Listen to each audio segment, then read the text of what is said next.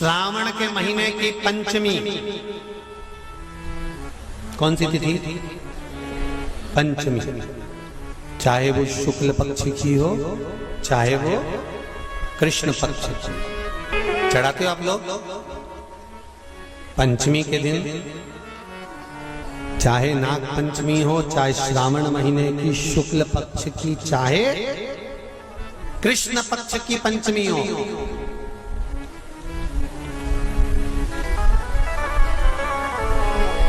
शिव जी पर जल चढ़ाया गया। और समझ लो अच्छे से, श्रावण महीने की पंचमी के दिन देवाधिदेव महादेव पर चढ़ाई गई शमी पत्र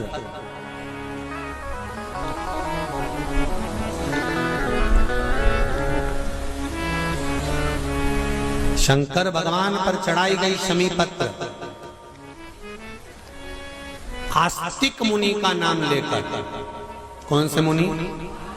आस्तिक मुनि का नाम लेकर शमी पत्र को वापस उठाकर उसको अपने दरवाजे की चौखट पर कहीं पर भी या द्वार पर कहीं पर भी एक ओर रख देने पर घर के अंदर, बगीचे के अंदर सर्प प्रवेश नहीं करता।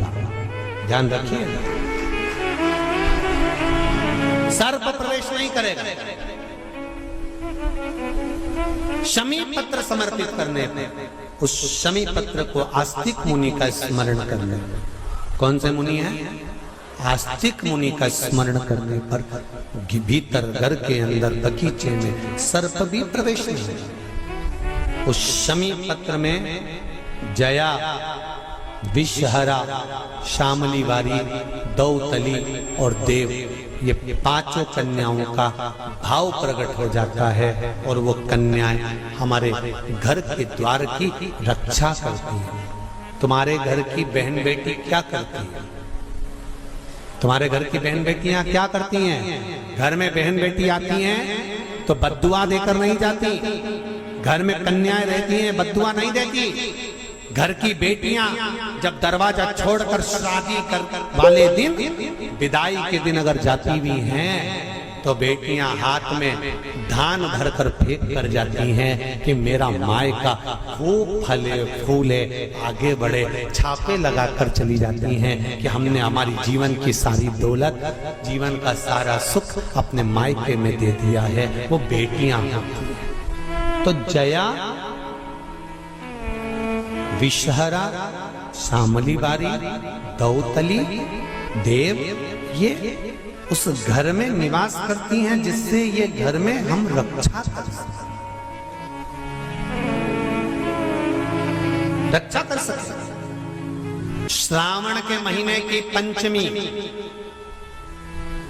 कौन सी तिथि? पंचमी। चाहे वो शुक्ल पक्ष की हो चाहे वो कृष्ण पक्ष की। श्रावण महीने की पंचमी के दिन शंकर भगवान पर जिस जिस परिवार के व्यक्ति का कांवड़ जल हमने बताया है आपको, जरूरी नहीं है कि डंडा बांधकर 2 कावड़ के जल के लोटे लेकर जाओ, आप अपने हाथ में भी 2 पात्र लेकर जा सकते हैं। पंचमी तिथि के दिन हाथ में 2 लोटे जल के, 2 कलश जल के जब हम शंकर भगवान को चढ़ाते हैं तो ऊपर जो कमंडल होता है शिव जी के ऊपर जलधारी होती है, जिसमें जया, विषहरा, शामली बारी, दौतली और देव, शंकर भगवान की 5 बेटियां जिसमें विराजमान होती हैं। जब हम जल समर्पित करते हैं, हमारे पीढ़ी में, परिवार में अगर कोई अधोगति में मर गया होता है, कुंवारी अवस्था में चले गया होता है, गर्भ में मर गया होता है, गर्भ के बाहर निकलकर भी अगर कुंवारी अवस्था में चले गया होता है, तो श्रावण महीने की दोनों पंचमी पर परिवार का अगर कोई एक व्यक्ति भी जल चढ़ा देता है शंकर भगवान पर, तो सर्प की योनि में नहीं पड़ता, जीव मुक्त हो जाता, प्रेत योनि में सर्प की योनि से मुक्त हो जाता।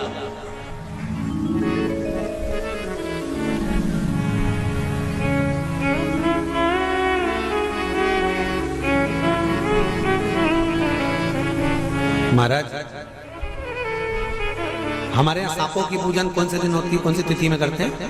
जम के बोलो जरा। नाग पंचमी। नाग पंचमी का मतलब क्या है? सांपों की पूजन करो। नाग पंचमी का मतलब होता है शंकर जी के मंदिर में जाकर एक लोटा जल समर्पित कर दो। उसका कारण क्या है कि हमारे परिवार में, हमारे कुटुंब में कोई कुटुंब में, परिवार में कोई 7 पीढ़ी के अंतर्गत भी अगर कोई जीव तड़प रहा होता है, पड़ा हुआ होता है, उसकी मुक्ति नहीं होती है, तो पंचमी का चढ़ा हुआ जल उस जीव को प्राप्त हो जाता है और वो जीव तर जाता है, उसका फिर जन्म नहीं होता, वो तर। इसको मुक्तता कहता है, इसको मोक्ष का कहता है।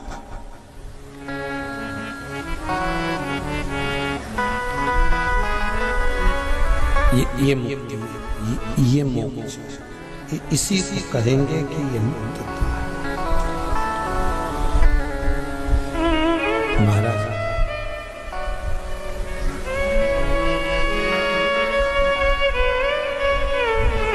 चढ़ाते हो आप लोग पंचमी के दिन,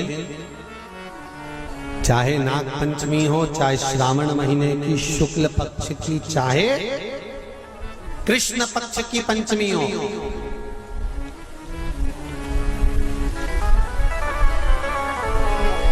शिव जी पर जल चढ़ाया गया। और समझ लो अच्छे से, श्रावण महीने की पंचमी के दिन देवाधिदेव महादेव पर चढ़ाई गई शमी पत्र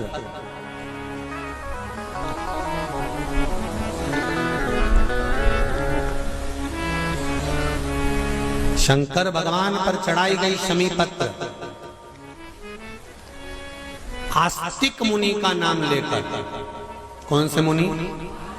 आस्तिक मुनि का नाम लेकर शमी पत्र को वापस उठाकर उसको अपने दरवाजे की चौखट पर कहीं पर भी या द्वार पर कहीं पर भी एक ओर रख देने पर घर के अंदर, बगीचे के अंदर सर्प प्रवेश नहीं करता। ध्यान रखिए, सर्प प्रवेश नहीं करेगा। शमी पत्र समर्पित करने पर, उस शमी पत्र को आस्तिक मुनि का स्मरण करने, कौन से मुनि है? आस्तिक मुनि का स्मरण करने पर भीतर घर के अंदर बगीचे में सर्प भी प्रवेश नहीं। उस शमी पत्र में जया, विषहरा, शामली वारी, दौतली और देव, ये 5 कन्याओं का भाव प्रकट हो जाता है और वो कन्याएं हमारे घर के द्वार की रक्षा करती हैं। तुम्हारे घर की बहन बेटी क्या करती है? तुम्हारे घर की बहन बेटियां क्या करती हैं? घर में बहन बेटी आती हैं तो बद्दुआ देकर नहीं जाती। घर में कन्याएं रहती हैं, बद्दुआ नहीं देती। घर की बेटियां जब दरवाजा छोड़कर शादी कर वाले दिन, विदाई के दिन अगर जाती भी हैं तो बेटियां हाथ में धान भरकर फेंक कर जाती हैं कि मेरा मायका खूब फले फूले, आगे बढ़े। छापे लगाकर चली जाती हैं कि हमने हमारी जीवन की सारी दौलत, जीवन का सारा सुख अपने मायके में दे दिया है। वो बेटियां तो जया, विषहरा, शामली बारी, दौतली, देव, ये उस घर में निवास करती हैं जिससे ये घर में हम रक्षा कर सकें, रक्षा कर सकें। श्रावण शिव महापुराण की कथा में, कल की कथा में एक वर्णन आएगा, उसको ध्यान से सुनिए।